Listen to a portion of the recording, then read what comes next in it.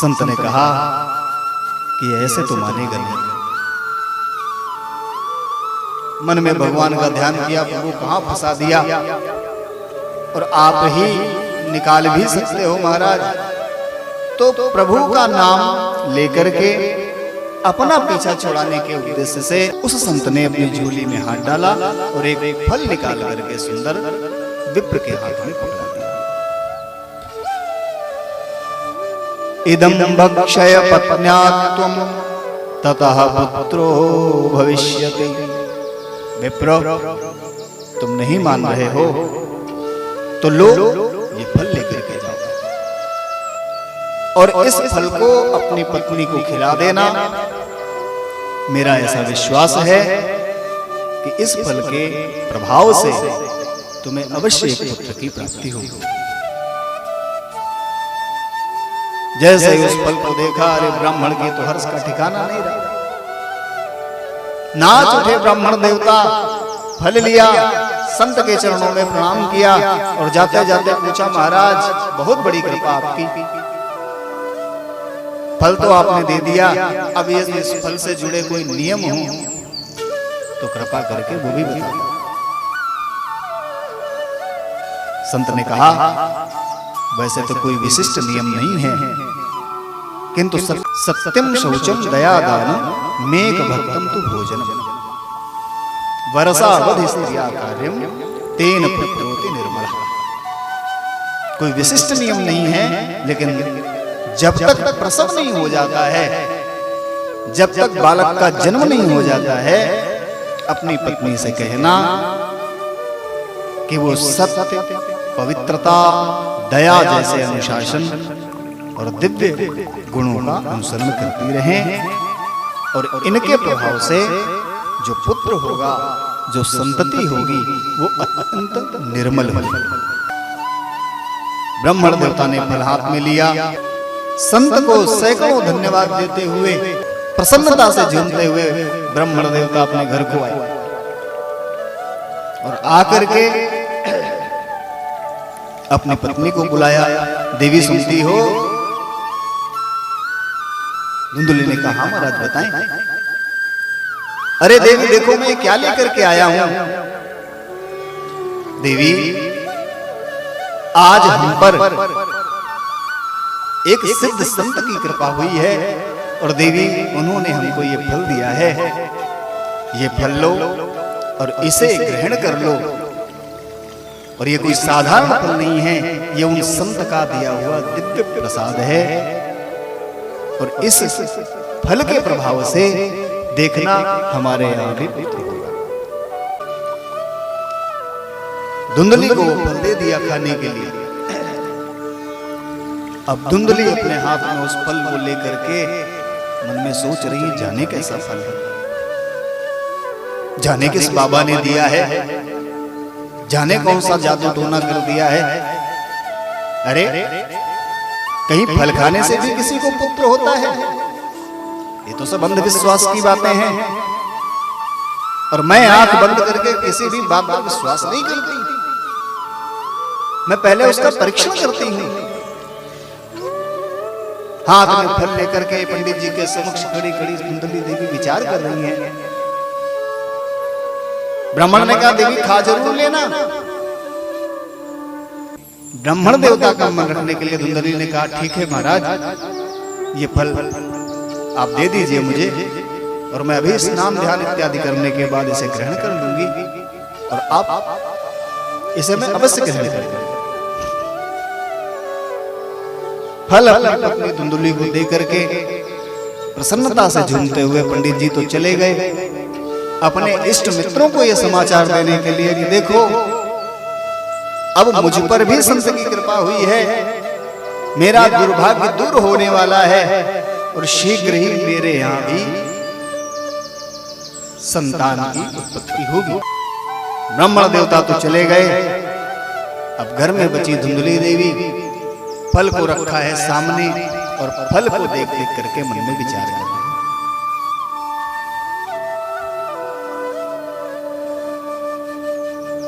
विचार विमर्श चल ही रहा होता है धुंधली देवी का कि उनकी एक पड़ोसन उनके घर आई।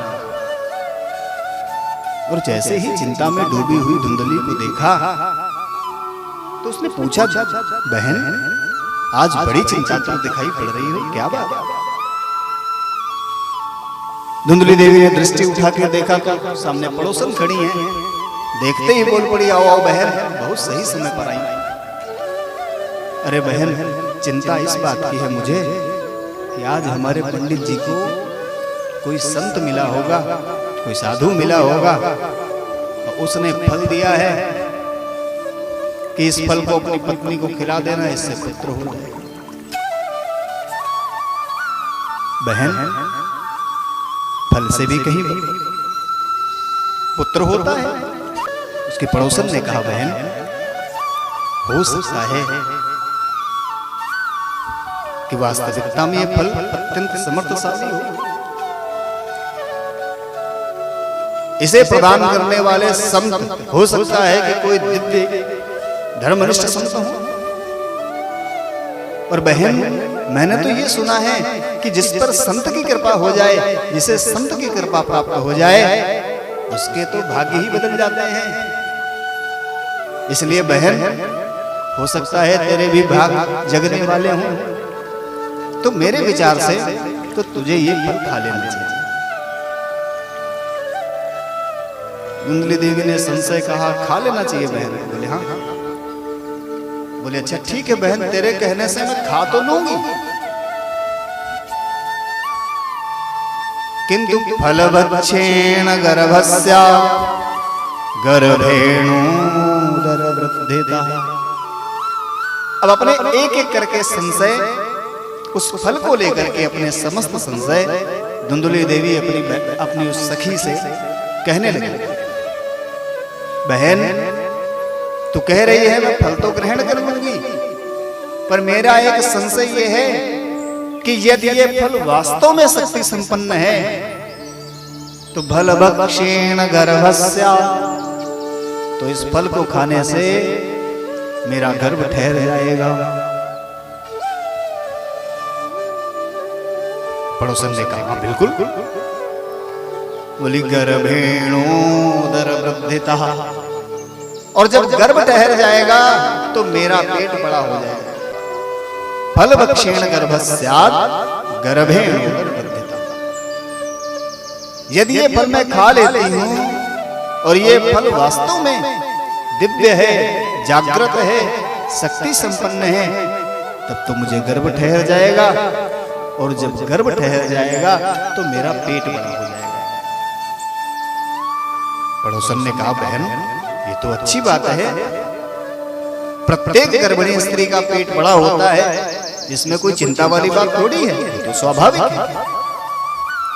किंतु धुंधली देवी ने कहा स्वल्प भक्षम ततो शक्ति ग्रह कार्यम कथम भवेत्। अरे बहन, जब मेरा पेट बड़ा हो जाएगा तो मैं भोजन कम कर पाऊंगी, और जब भोजन कम करूंगी तो मेरे अंदर शक्ति क्षीण हो जाएगी, और जब मेरे अंदर शक्ति ही नहीं रहेगी तो गृह कार्यम कथम भवेत्, घर के काम कैसे होंगे? पड़ोसन ने कहा अरे काम करने की तुम्हें चिंता क्या है? जब तुम गर्भवती हो जाओगी तो अपनी ननद को बुला लेना काम करवाने के लिए। प्रायः स्त्रियां अपनी ननद इत्यादि को बुला लेती हैं, तो वो आएगी, घर के कार्यों में तुम्हारी सहायता करेगी। धुंधली देवी बोली नहीं बहन, मेरी ननद तो इतनी चोर है कि 2-3 माह भी अगर यहाँ रुक गई तो वो तो धीरे धीरे पूरा घर ही साफ करके ले जाएगी, तो मैं ननद को तो नहीं बुला सकती। दैवाघाटी व्रजेत ग्रामे पलायेत गर्भिणी कथम। बहन चलो घर के काम तो छोड़ो, अगर कहीं डाकुओं ने आक्रमण कर दिया अथवा घर में आग लग गई तो सब तो भाग जाएंगे, मैं गर्भिणी किस तरह से भागूंगी? बहन मेरे मन में एक शंका और है। मैंने सुना है कि सुखदेव जी ने अपनी माता के गर्भ में 12 वर्षों तक निवास किया। पड़ोसन ने कहा, सुना तो मैंने भी ये बहन। तो धुंधली देवी ने कहा, यदि मेरा गर्भ भी सुखदेव की तरह गर्भ में 12 वर्ष, और 12 वर्ष सुनो, 1-2 वर्ष भी टिक गया, 1-2 वर्ष भी ठहर गया, तो मैं तो मर ही जाऊंगी। एक एक कुतर्क कर रही है। कितने कुतर्क कर रही है धुंधली। उसने कहा, बहन, यदि अष्टावक्र की भांति मेरा गर्भ भी टेढ़ा हो गया तो मैं तो मर ही जाऊंगी। प्रसूतौ दारुणं दुःखं सुकुमारी कथं सहे।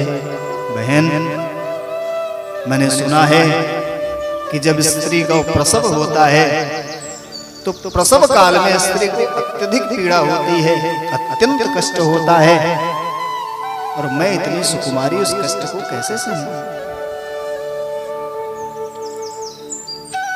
पड़ोसन ने कहा, धुंधली कैसी बात कर रही है। प्रत्येक स्त्री को मातृत्व का सुख भोगने के लिए इन कष्टों को तो उठाना ही पड़ता है, और ये कष्ट वास्तविकता में देखे जाएं तो ये प्रसन्नता के सूचक हैं। इन्हीं कष्टों से होते हुए ही तो स्त्री को मातृत्व का सुख प्राप्त होता है। कैसी कैसी बातें कर रही है धुंधली। धुंधली ने कहा, नहीं बहन, ठीक है, चलो प्रसव सही से निपट गया तो लालने पालने दुख। प्रसव यदि सकुशल हो भी गया तो बच्चे का लालन पालन करना भी अत्यंत कठिन काम है। बहन, बच्चे का लालन पालन का भी एक अलग झंझट। अरे बहन, मुझे तो ऐसा लगता है कि वंध्यावा विधवा नारी सुखिनी चेत में मति। बहन, इतने झंझट हैं, और मुझे तो ऐसा प्रतीत होता है कि वंध्यावा विधवा नारी सुखिनी चेत में मति।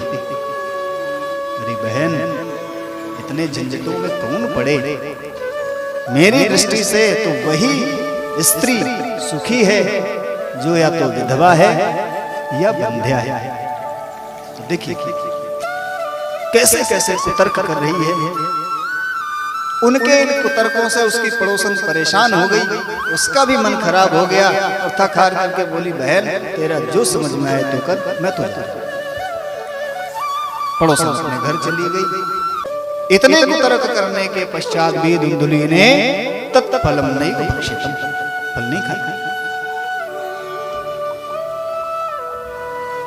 अगले दिन धुंधली देवी की एक बहन उनके घर में आई। जैसे ही अपनी बहन को आता हुआ धुंधली ने देखा,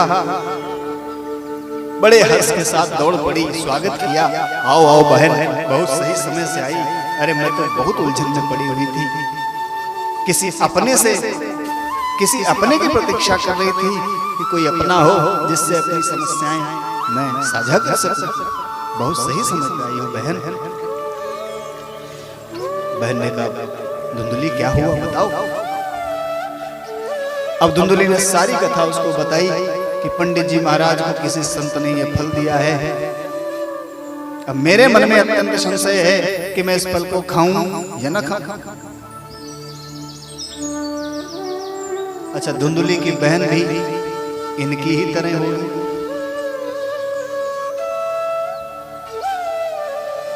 धुंधली की बहन की दृष्टि धुंधली की संपत्ति पर है, इसलिए मन में षड्यंत्र करते हुए उसने धुंधली को भी बहलाना प्रारंभ किया और बोली, बहन, अरे फल से भी कहीं कोई पुत्र होता है। जाने किस ठग ने तुमको ये फल दे दिया है। पुत्र की अभिलाषा में कहीं तुमने इस फल का भक्षण कर लिया और कहीं से कुछ हो गया। इसलिए मेरी दृष्टि में ये फल तुम्हें नहीं खाना चाहिए। अरे कहीं फल से भी संतान होती है। धुंधली ने कहा, देवी बात तो तुम सही कह रही हो बहन, लेकिन पंडित जी ने बड़ी श्रद्धा से फल हमको दिया है। उनकी श्रद्धा के लिए मुझे क्या करना चाहिए? उसकी बहन ने कहा, धुंधली एक काम कर, ये फल वास्तव में शक्ति संपन्न है अथवा नहीं है, पहले इसका परीक्षण करना चाहिए। तो इसका परीक्षण कैसे किया जाए? तो बहन ने कहा, धुंधली तुम्हारे घर में जो गाय है उसको भी तो कोई बछड़ा नहीं हो रहा है, तो ऐसा करो इस फल को उस गाय को खिला दो। इस फल को जब गाय खाएगी तो इस फल का परीक्षण हो जाएगा, यदि यह वास्तव में शक्ति संपन्न हुआ तो गाय को भी संतान होगी। और रही बात तुम्हारी, तो जितना समय इस फल को इस घर में आए हुए हुआ है उतने समय का ही मेरे गर्भ है। तुम ऐसा करना, पंडित जी से छुपा लेना किसी तरीके से, और जब मेरा ये पुत्र होगा तो मैं अपने पति से कह करके रातों रात इसे तुम्हारे यहां भिजवा दूंगी। तुम मेरे पति को थोड़ा सा धन दे देना, जिससे कि उनका मुख बंद हो जाएगा, वो किसी से कुछ कहेंगे नहीं, और इससे तुम्हारे सारे कष्ट मिट जाएंगे। तुम्हें कोई कष्ट भी नहीं उठाना है, मैं अपना ही पुत्र तुम्हें प्रदान कर दूंगी, तुम कष्टों से बच गई। और गाय को फल खिलाने से इस फल का परीक्षण भी हो जाएगा। धुंधली देवी को यह विचार अत्यंत उत्तम लगा।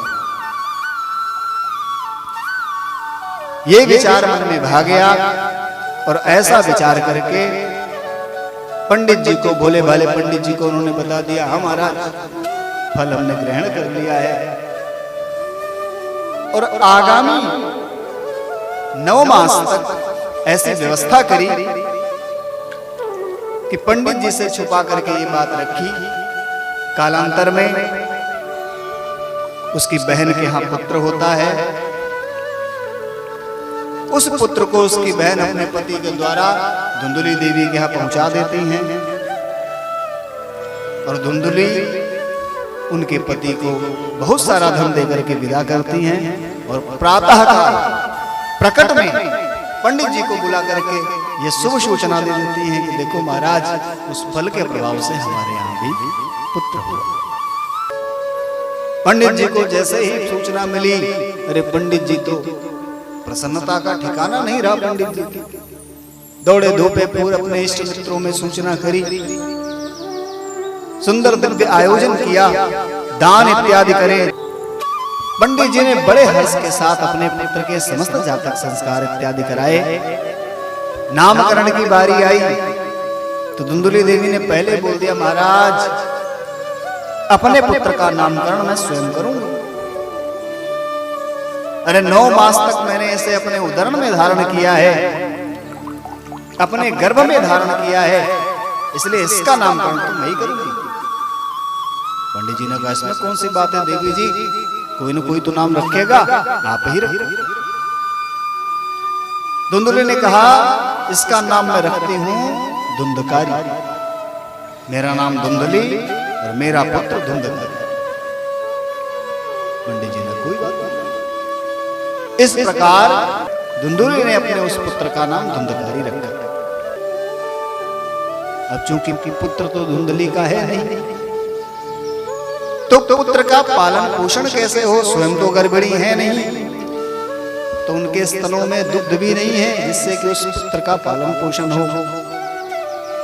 तो बड़ी चतुराई से धुंधली देवी ने अपने पति से कहा, महाराज मेरी एक बहन जो बहन है ना, उसके वो भी गर्भवती थी, किंतु दुर्भाग्य से उसका जो बच्चा है वो मृत ही उत्पन्न हुआ है, तो बेचारी अत्यंत दुखी है।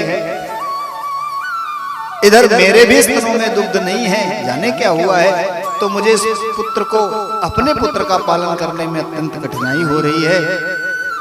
तो यदि आप आज्ञा दें तो मैं अपनी बहन को यहाँ बुला लूं, जिससे कि वो इस बच्चे के लालन पालन में मेरा सहयोग करेगी, और इस पुत्र को अंक में जब वो लेगी तो उससे उसका दुख भी कम हो, उसको भी शांति का अनुभव हो। बोले वाले ब्राह्मण देवता ने कहा, अरे देवी इसमें पूछने की क्या बात है, बुला ला। और ऐसा सोच करके धुंधुली देवी ने अपनी उस बहन को भी बुला लिया और प्रेम से अपने पुत्र का लालन पालन उससे करवा दिया। अब इस घटना के ठीक 3 महीने बाद जिस गाय को इन्होंने फल खिलाया था उसको भी पुत्र हुआ। त्रिमासे निरगते चाथ साधेनु सुसुवे भकम सर्वांग सुंदरम दिव्यम निर्मलम कनक प्रभम। 3 महीने बाद उस गाय के भी पुत्र हुआ। और चमत्कार देखिए, इतना सुंदर पुत्र है, किंतु आश्चर्य की बात यह है कि उसके कान तो गाय के हैं, किंतु सारा शरीर मानवाकार है, मानव नहीं। अत्यंत सुंदर उसका दिव्य स्वरूप है। पंडित जी बड़ा खुश हुए और जिसने इस समाचार को सुना अत्यंत आश्चर्यचकित हुआ। भाग्योदयो धुना जातो आत्मदेवस्य। सभी लोग चर्चा करने लगे, अरे देखो अपने पंडित जी के भाग्य कैसे उदय हुए हैं। अरे कहा तो घर में एक पुत्र के लिए भी तरसते थे, और आज जब भाग्य पलटा है, भाग्य उदय हुआ है, तो स्वयं के भी पुत्र हुआ और गाय के भी पुत्र हुआ, और वो भी मानवा का। कितने भाग्य।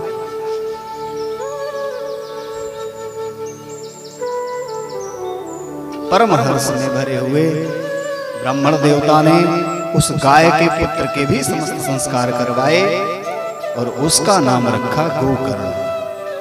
उसके कान गाय के हैं, इसलिए इसका नाम गोकर्ण रखा। धीरे धीरे दोनों बालक साथ में खेलते हुए बड़े होने लगे, किंतु दोनों के अंदर अब एक अंतर स्पष्ट होने लगा। कियत् कालेन तौ जातौ तरुणौ तनया बुभौ गोकर्णः पंडितो ज्ञानी धुंधकारी महाखलः। दोनों बालक बड़े हो रहे हैं, पर दोनों में अंतर है। अंतर क्या है? गोकर्ण पंडितो ज्ञानी। महाराज गोकर्ण जी अत्यंत ज्ञानी हैं, अत्यंत संयमी हैं, अत्यंत दिव्य स्वभाव के हैं, और धुंधकारी महाखल। धुंधकारी अत्यंत दुष्ट प्रवृत्ति का है। स्नान शौच जैसे कोई भी ब्राह्मणोचित संस्कार उसके अंदर नहीं है। अत्यधिक क्रोधी स्वभाव है, दूसरों के लोगों की चोरी करता है। बालकों, छोटे छोटे बालकों को गोद में उठाता और कुएं में डाल देता। इतना दुष्ट प्रवृत्ति का है, हिंसक है। धीरे धीरे दोनों बड़े होने लगे, और हर बीतते दिन के साथ उसकी ये दुष्ट प्रवृत्तियां अत्यधिक बलवती हो रही हैं और भी ज्यादा कुत्सित हो। धीरे धीरे जब बड़ा हुआ तो अस्त्र शस्त्र धारण करने लगा, कमजोर असहाय व्यक्तियों को धमकाने लगा, उन्हें पीड़ित करने लगा, और संग इतना बिगड़ा कि वेश्यावृत्ति में पड़ गया। चोरी जुआ इत्यादि करने लगा। वेश्यावृत्ति और जुए में पड़ करके उसने अपने पिता द्वारा संचित समस्त धन गंवा दिया। धन रहा नहीं। एक दिन माता पिता को अपने पीट करके जो बर्तन इत्यादि बचे हुए थे उनको भी बेच करके जुए में लगा दिया। पंडित जी महाराज ने जैसे ही अपने पुत्र के इन आचरणों को देखा अत्यंत दुखी हुए, किंतु उन्हें लगा अभी छोटा है, बड़ा होगा तो सही हो जाएगा। ऐसा सोच करके मन ही मन स्वयं पर नियंत्रण करते रहे। चूंकि धुंधकारी जो था वो अपनी माता जी के प्रभाव में था। जब अपने घर के समस्त बर्तन इत्यादि उसने बेच दिए, घर का सर्वस्व नष्ट कर दिया। अब पंडित जी को एक अत्यंत कष्ट हुआ। जब सारी संपत्ति स्वाहा हो गई, तब पंडित जी महाराज ने एक दिन विचार किया और इतना दुखी हुए, बैठ करके सोचने लगे कि इससे अच्छा तो इसकी मां बंध्या ही रहती, बांझ ही रहती। अत्यंत दुखी होकर के पंडित जी बैठ करके अब विचार करने लगे। प्रेम से बोलो मां के बिहारी लाल की।